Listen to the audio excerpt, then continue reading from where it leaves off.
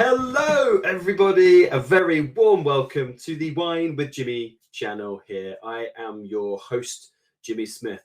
This is a channel designed to help those of you that just want to know more about wine, and specifically with those of you in mind who are studying the world of wine. And this one is no exception. This is the D3 section for the WSET Diploma Level 4, looking at Oregon. So let's switch on to this bit here. So we are indeed looking at series 1 of 4 of Oregon, and we are going into part 2 of 7. Now, I'd love to hear from you if you have any questions, if you have any comments. Potentially, have you been to Oregon? Have you tried Oregon wines? What do you think of the emergence of Chardonnay? Do you think the Pinot Noir is better or maybe as good as Burgundy? Please do let me know. You can get in touch by commenting on this video below. Click like because it helps me, and click subscribe because it helps you with regular updates from Wine with Jimmy. We have a minimum of 2 a week. All right, let's rock and roll talking about the climate of Oregon, and we'll go to our first slide. So for the most part, Oregon is cool to moderate.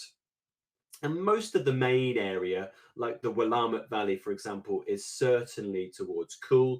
It might be areas that go more inland, the likes of the Columbia Gorge to Walla Walla, which might sort of stretch into the moderate, or sometimes called intermediate, but mostly it is cold. And the vineyards are affected by this big blue arrow. This is the cold water current which comes down from the Gulf of Alaska. So the Alaskan current, which of course brings a lot of cooling effect to this area. Very important thing to know, of course. Now, in terms of its latitude, we need to understand something here as well. Now, I've discussed this on the previous video, but no harm talking about it again. We lie between 42 and 46 in terms of Oregon, the state. However, most of the wine producing area would sit at about 45 degrees north, which puts it, of course, on that magical 45th parallel, which goes through the likes of Bordeaux, through Avignon, sort of southern France area in terms of the same area in Europe. Now, this is important due to the the Earth's tilt. You'll find that during the summer months here, there is much more much more sunshine, and you can get easily up to 15 hours a day at the peak of summer here, which is very important for grape ripening. So wonderful summer months. So we're of course talking here around sort of late July, August time, when we are going through veraison, and when we are going into, of course, sugar accumulation and tannin polymerization. So that high latitude really helps with that. Of course, conversely, in winter, it has very, very short days in terms of sunlight when it is sunny. But we are, of course, talking about the growth season here for the vineyard. Now, what about the mention here of the coastal ranges? So most of Oregon's vineyards lies between the coastal range, which is basically this area all the way here on this westerly side, and then the Cascade range, which is basically this area down here. So all of this area down here, basically the wettest 2 points of your precipitation map that you see just there. The coastal range, this coastal range offers some protection from the Pacific, but of course not whole protection because it's not the largest of mountain ranges. I will talk more in the next video about the topography of the coastal range and the Cascade Mountains. But you will see that there is less rainfall in the middle area where we find Portland, Salem, for example, and all of our Willamette Valley in that middle area as well. So there is some protection there from the Pacific rain.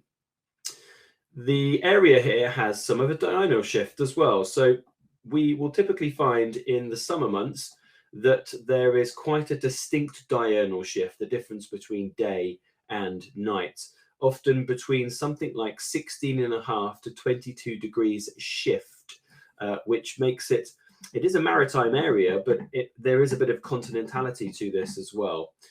So considerable differences here. It's not so easy to call it just maritime due to those diurnal influences that you find. Little table that I put together here.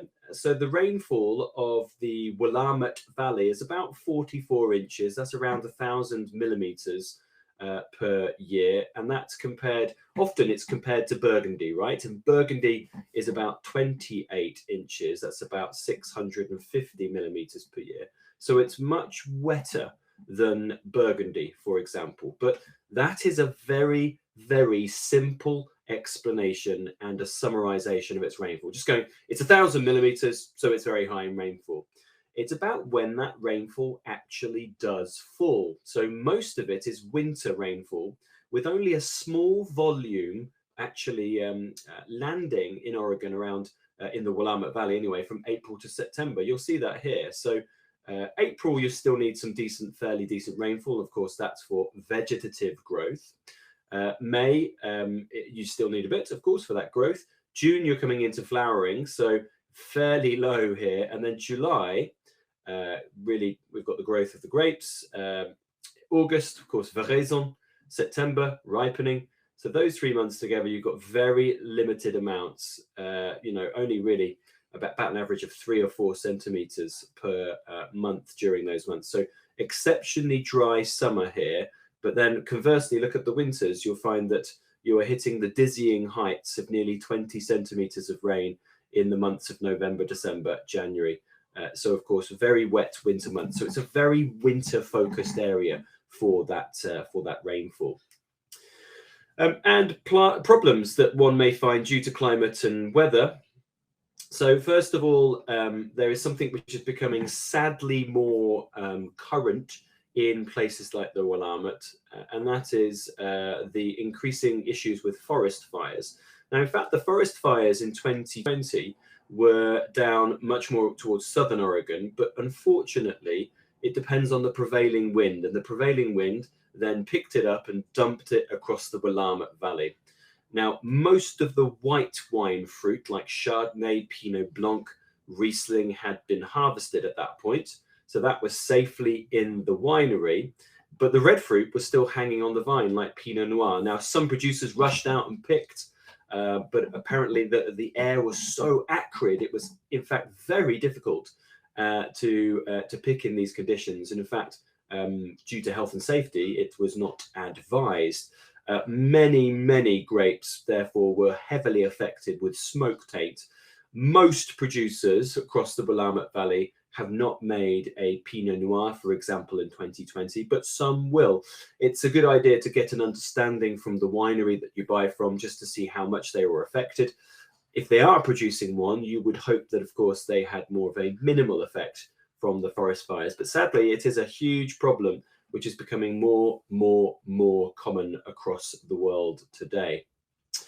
And just want to mention something which could be a problem in a colder place, and certainly with some form of continentality, and that is spring frosts. But it is actually rarely a problem here. Now, due to the abundance of rivers, mountains that can provide constant airflow, spring frost does tend to be a limited problem.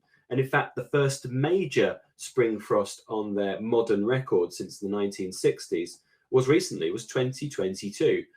So we're generally avoiding, talking about spring frosts in the same sort of vein that you would from somewhere like Burgundy, Alsace, or Champagne, for example. Okay, so that brings me to the conclusion of the climatic section for Oregon. We're going to talk next about topography and geology, really discussing the main 3 geology soils that we find.